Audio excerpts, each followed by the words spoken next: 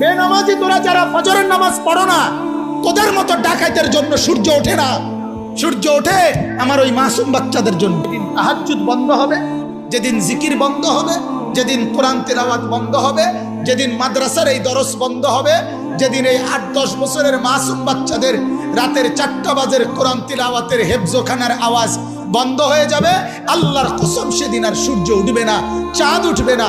আল্লাহর বান্দারা, আমার শায়েখ আল্লামা মুফতি মুশতাকুর নবী সাহেব বলে, ও মুসলমানেরা, নিজ নিজ বিল্ডিং এর ফাইলিং এর চাইতে নিজ নিজ মহল্লার মাদ্রাসাকে তার চাইতে বেশি গুরুত্ব দিও। মাদ্রাসা থাকবে, তোমার গোটা মহল্লা নিরাপদ থাকবে, কসম খোদা।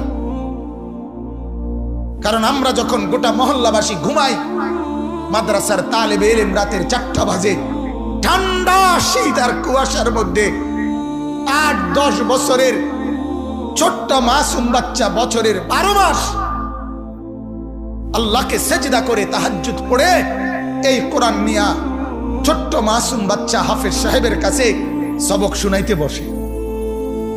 আর অথচ 40 বছরের 50 বছরের 30 বছরের জোয়ান মানুষ বছরের পর বছর